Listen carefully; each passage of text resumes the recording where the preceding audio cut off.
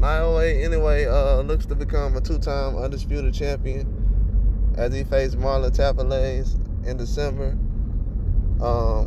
He's looking to become a Undisputed champion in the super bantamweight class as they have all four titles on the line. I feel like right now Inoue is looking basically to become a top pound-for-pound fighter right now. Right now, most people have number 2 pound for pound, which is for obvious reasons, because Terrence Crawford, he's already a multiple Undisputed champion. So with Inoue fighting Tapales for this belt set Undisputed, it's gonna put him at a whole nother level. He's already been moving up and fought Stephen Fulton for the cool boy Stephen Fulton for the belts that he had, which was a huge challenge. Coming straight up from another weight class. He's doing stuff that most people just aren't doing right now. He has great combinations. I wouldn't say he's a defensive specialist, but he doesn't get hurt as much. He does get hit, but he likes to change levels and different things like that. I feel like it'll be, even though Tapales has a couple of losses on his record, I feel like it'll be a huge challenge for him, because he's looking to come to fight, and it'll be a huge upset if he upsets Inoue. If he defeats Inoue and catches him, because Inoue is still new to the weight class, so it's not like Tapales doesn't have any kind of advantages as far as fighting at super bantamweight. But he can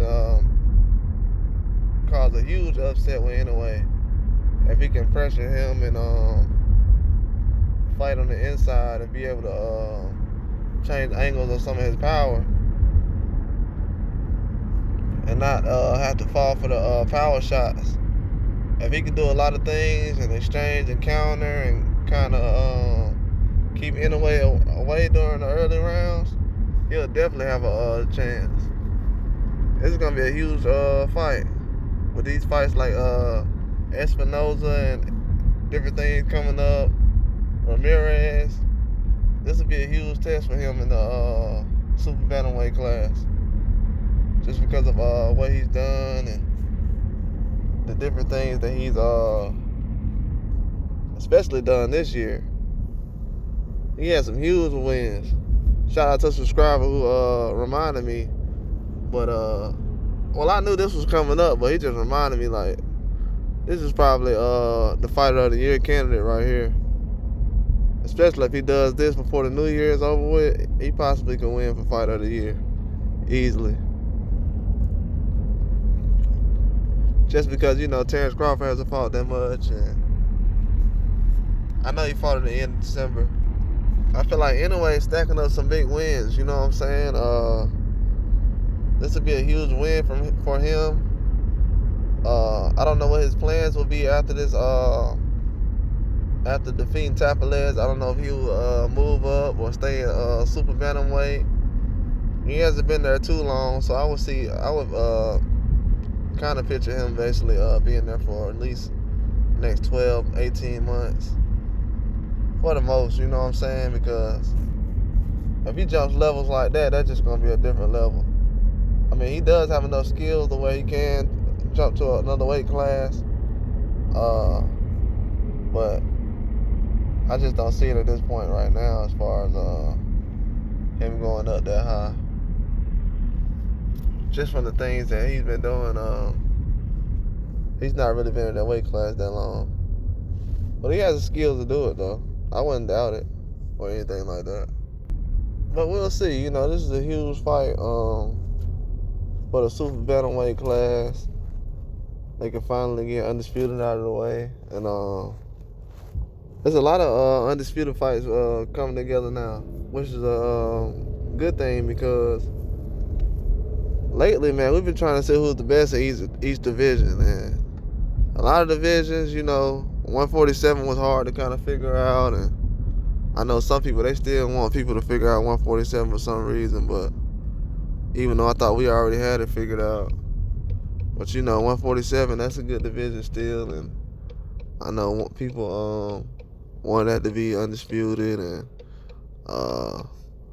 we got 68 still with Benavidez, and we have the heavyweight division that's coming up, so we got Beterbiev and Bivol finna have undisputed. So you got a lot of undisputed fights out there right now that will be very interesting. I feel like a lot of guys have a chance to basically make history in this part of this time of boxing. You know, it's lining up, man. Last guy standing right now. There's a lot of guys that's not really gonna be around at the end to consider themselves the best. There's a lot of guys putting themselves in the class to be the best, but it's not a lot of guys who's really the best. Not from what I've seen. Not from the fights and things I've seen. 130, 135, 140. Those divisions are really wide open right now. And it's not a lot of guys really trying to well, Matthias, he is right now at 140. He's trying to make some noise. I know Devin Haney is too, because he's going straight for the champion. But at 130, 135, it's a lot of guys really not trying to do anything right now. They're going to let Inoue take all the attention away. Because right now, he's taking on every fight. You can't really say he's not doing the most right now because of what he's doing. He's taking the biggest, best fights at new weight classes when he's moving up. And he's displaying his combinations in the same, if not more, as he moves up. You know what I'm saying? It's not like guys are out punching him, out working him as he moves up. He's still displaying power and stamina as he goes along.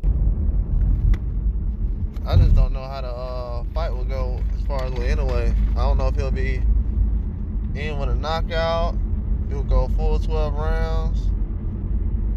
At this point, I have to look and see on some things, but you know, at this time, of course, Tapales got a chance. Of course, he got a chance, but I don't know. Inoue might just have too much, man. The way he's been working lately, and the things he's been doing in the middle rounds, and kind of overwhelming guys. He's not working the same as he was before those lower weight classes. He's doing a whole lot more of these weight classes. That's why I feel like people are getting underestimated as far as his power.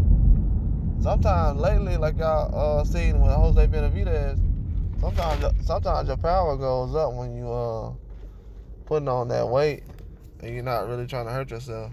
When you're not trying to hurt yourself to make weight and doing different things like that, that's when you have that power that Inoue comes with. And it translates. That's why certain guys, they was like, oh, well, I'll be able to handle Inoue's power since he's moving up. But they don't understand as he's moving up, so is his power. He's starting to do more in the ring, and he got more stamina, and he's not drained. A lot of these guys be fighting drained, man. That's why I'm intrigued to see how Ryan Garcia fights this weekend. I want to see how his performance is with as far as his weight going up and different things like that. Because he said that was an issue for him in the past. So once a fighter says something about weight, you have to take it serious. It's not something to play with as far as with their performance and just their overall, you know, well-being. You don't want a guy walking around and feeling like he has to not eat at all in order to stay on weight, different things like that. That becomes a bigger problem. So yeah, I feel like everything's coming together as far as the Inoue fight. I'm gonna find out a few more details, but as far as what's a possible next match and what he'll possibly do in the future after this fight. But right now, I'm just gonna cover this fight right now. But that's all I got though. Like and subscribe.